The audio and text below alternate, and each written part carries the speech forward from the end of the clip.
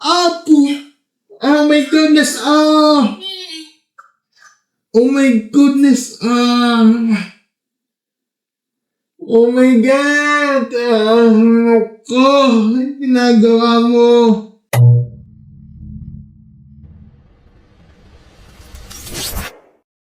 Isang malakas na sampal. Isang iyak ng aso walang kamalay-malay. At isang tawa mula sa isang taong dapat ay nag-aalala nito, no? Sabi niya, ganito lang kadali kumita ng reel. Pero sa totoo lang mga stories, no? Gano'n rin kagaling ipakita sa buong mundo ang kawalan mo ng katuwiran sa moralidad. Pag-usapan natin itong kaso ni Jomont JTV dito sa #RDR. Okay? Hello mga stories, welcome back sa isa na mga contest dito sa ating channel ng mga stories. Wala si Martin at ngayon pag-usapan na itong segment ito. Ito galing itong random reactions podcast o #RDR. No? Yan, may natin itong isang issue, okay, na hindi lang nakaka-high blood kung tutusin, kundi nakakabahala ng estado ng content creation sa Pilipinas, no? Yan, ito yung nakaraang araw, no, na itong viral na video, isang nangalang Jomont JTV, no? Ngayon, panoorin natin yung okay? Panoorin natin itong video na to. Siyempre, alam niyo ba ang English ng aso, guys, ay iro, guys? Alam ko mali, guys, pero ikaw ang aking pinili. Apo! Oh my goodness! Panugayan pa na ito. Oh my goodness! Oh my God! Ko! Ginagawa mo! Gago ka talaga! Hayop ka! Hayop ka talaga, boy! Ha? Pag may nakita kita dito, pasing kitang hayop ka. Tsaka sampalin kitang hayop ka. Gago ka talaga. Gago, bobo. Ha? Jomont JTV, bobo ka. Shit, man. My goodness. Ito sa kalusuluan, deleted na. Talagang first and foremost, talaga deleted na nung na-record ng marami. Nakikita yung isang puppy na bigla lang sinampal sa napakalakas na nagsabing creator habang nag-record. Tumilapon yung aso, okay, umiyak na matindi habang yung creator pagmamalaki pang hayop ka. Na madaling araw, madaling lang daw gumawa ng content para kumita ng pera. Oh my goodness. Dahil dito, naglabas ang payag ng post ng Philippine Animal Welfare Society. Ayon sa kanila, animal cruelty is not a content. Okay? Malinaw ang kanilang babala. Huwag i-like, huwag i-comment, at huwag i-share ang video dahil sa ang engagement. Kahit galit ka pa, ay nakakatulong lang para kumita at sumikat itong hiniyupak nitong blogger na to. Ito ang tayo na itong post na to, i-report nito na ang post na at ang page na yan at maghanap ng first-hand witness para makapagsampa ng formal na kaso. Okay. Ngayon, dito tayo logical tayo. Una, kailangan linawin ng isang policy o maling pangangatwiran sa nakikita ko sa comments, okay? Marami nang sabi, Bisay talaga, tinadama yung mga panagmula ng creator, no? Ito ay isang hasty generalization. Ang pagiging malupit na hayop ay walang kinalaman sa probinsya, dialecting, okay? At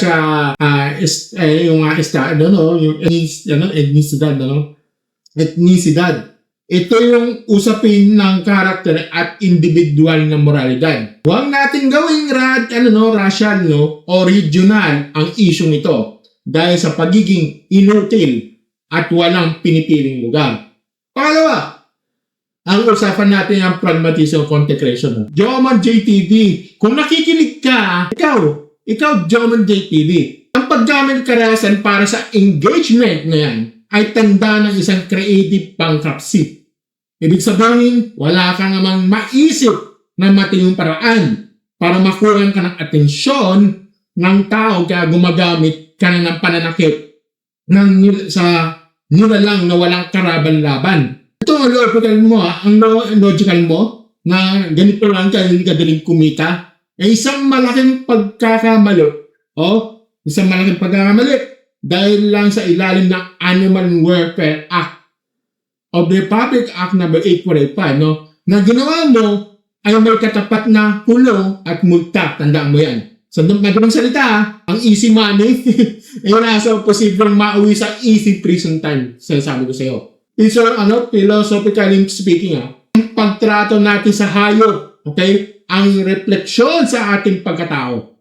Ang aso ang itinuturing na man's best friend dahil sa kanilang katapatan, ang saktan ng katapatan iyon para lang sa virtual likes at isang akto na matinding kawalan ng integridad. So mga stories yan kaisa nyo ako sa galit ako. Ako rin nagagalit ako in fairness, as in nagagalit ako.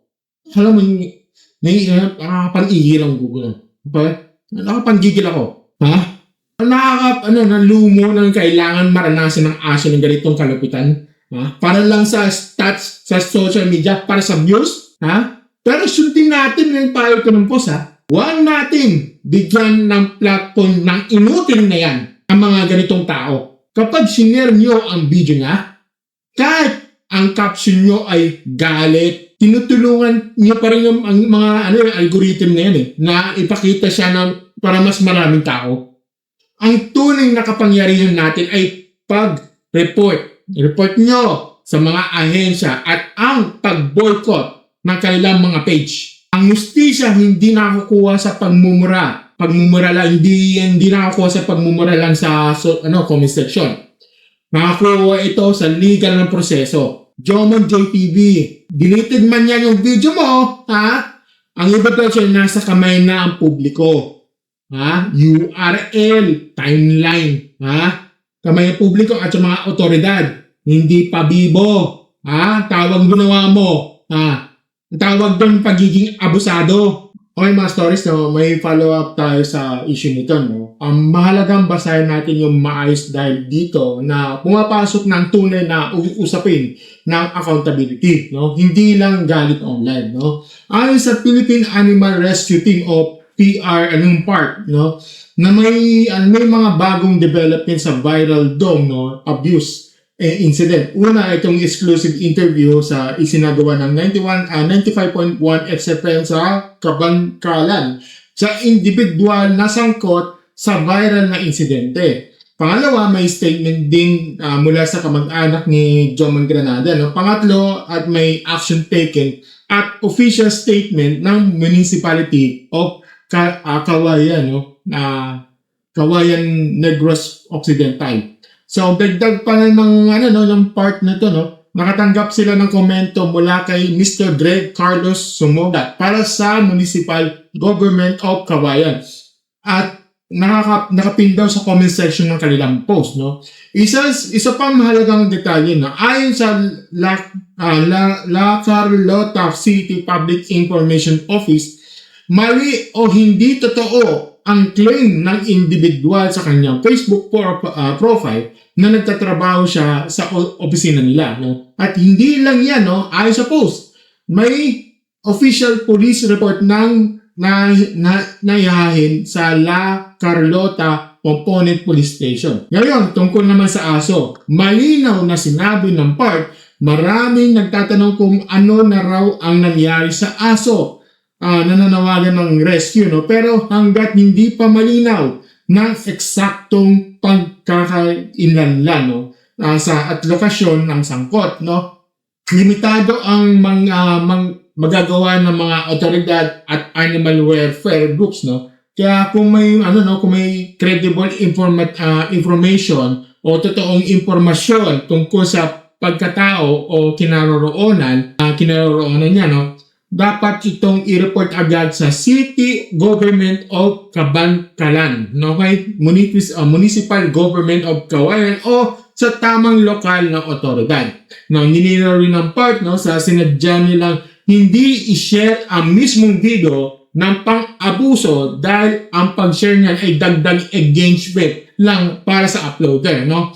Ang focus nila ay maiaabot ang insidente sa tamang ahensya. Okay? At ayon naman sa screenshot ng City Government of Kabangkalan, no, official na sinabi na ang concern ay naipasa na sa City Veterinary Office para sa verification, assessment, and necessary action alinsunod sa umiiral na batas, no, at regulasyon. Okay? Idinagdag din nila hindi nila tinatolerate ang anumang anyo ng animal cruelty o abuse at committed sila ng animal welfare at proper referral ng mga ganitong kaso. May mga screenshots din ng mga umikot online ng page na Joman JTV, no? At iba't ibang profiles gaya ng Joman Granada Jomon at JM Granada. May mga detalye tungkol sa pagiging small content creator na to. Lokasyon nakatag na Kawayan o Kabangkalan, okay? At iba bang public profile information, no? Pero dito, no, kailangan natin maging maingat dito, okay? Ang screenshot ay maaaring lead, pero hindi pa ito automatic na final proof ng legal identity hanggat hindi ito na-verified ng mga otoridad. Okay? So, dito tayo maging diretso dito, mga stories, no? Una, magandang development ng mga opisina na kumikilos, no? Ibig sabihin, ang usapin ay unti-unti na lumalabas na ingay ng social media at pumapasok na mas seryosong larangan, investigasyon at posibleng pananagutan. Okay? At yan ang dapat. Okay? Hindi puro comment section justice, no? Hindi puro mura, hindi puro abangan natin. Ang totoong laban ay nasa proseso. No? Pangalawa, gusto kong idiin ito, ang deleted video ay hindi deleted accountability. Okay? Maraming tao ang nagkakamali rito. Okay? Akala nila kapag binura na ang post, tapos na ang issue. Hindi. Sa digital age, no, kapag may nakitang may naka-record, may naka-save, at may naipasa sa tamang tao, hindi na simpleng na-delete ko na. Ang depensa mo ay hindi pambura ng konsensya ang delete button. Okay? Pangatlo, kung totoo nga may claim sa profile ng konteksto siya sa isang government office, no, tapos mismong opisina ang nagsabing hindi yun totoo, no, isang malaking red flag yan, okay? Sa logical, no, tawag dyan ay appeal to false authority. Okay? Ibig sabihin, ginagamit ang pangalan ng isang institusyon o position para magkaroon ng credibility kahit hindi naman lehitimo. At kapag may kasinungalingan niya ng kasama sa identified na ipinapakita mo online, no, lalo lang bumababa ang tiwala ng publiko sa iyo. So, pangapat, ito lang practical at prangkang punto ko dito. Ang internet outrage, okay, ay hindi automatic na legal case. Okay? Ito ay hindi maintindihan ng maraming netizens dito. Okay? Akala nila kapag maraming galit solved na. Hindi ganun. Ang batas ay hindi umiikot dahil sa dami ng angry acts, no? Ang batas ay umiikot ng ebidensya na saksi, affidavit, at due process. Okay? At kaya tama ang paalala sa post na pati yung mga rescue groups, no? Kung may first-hand knowledge ka, no, huwag puro post. Mag-report ka. Makipag-cooperate ka. At tumistigo ka kung kailangan. Panglima, iwasan din natin yung isang common fallacy online. Trial by Facebook. Trial by X o Twitter, diba? Tayo by Threads or something, no? Kapag may screenshot na may hinala, may parehong pangalan, no? May parehong lugar, biglang sigurado na lahat. Hindi pwede yan, no? Hindi pwede yan. Hindi porket may 3 o 4 na profile na magkahawig ay solved na identity. Kailangan dito ng verification. Kung hindi, no?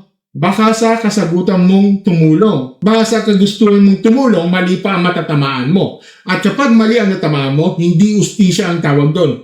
kababayaan ang tawag doon. Okay? Panganib, gusto ko lang sabihin na malinaw, no, na ang kaibigan, ang paglalantad na abuso at pagpapakain sa algorithm, no? Kaya tama ang diskarte ng part dito, no, na hindi nire-upload ang mismong video dahil sa social media. Kahit galit kapag pinasikat mo yung video, pinapataas mo pa rin ang reach ng abusado. Okay? Yan ang malupit na sistema. Ang galit ng tao, nagiging gasolina ng parang cloud ng guilty party. Okay? Kaya ang tamang tanong ay hindi lang paano tayo magagalit, kundi paano tayo magiging epektibo. Okay? Philosophically speaking, no? Ito ang masakit na katotohanan. Kapag ang isang tao ay nakikita ng hayop bilang props, okay? Hindi bilang buhay na nilalang, may problema na sa pagtingin niya sa kapangyarihan. Dahil ang tunay na ugat na abuso ay hindi lang init ang ulo. Kadalasan, ugat niyan ay pag-aakalang may karapatan kang saktan at mas mahina dahil hawak mo sila. At yan ang klase pag-iisip ng kailangan putulin agad sa bahay, sa komunidad at sa internet. At para sa mga content creator andyan tandaan nyo to, hindi lahat na pumapalo ng online ay creative, okay? Minsan sadyang mababal na ang pamantayan. Okay? Kapag ang content mo ay umaasa sa pananakit, shock value, and cruelty, huwag mong tawagin yan diskarte. Tawagin mo sa tunay na pangalan, exploitation. Okay?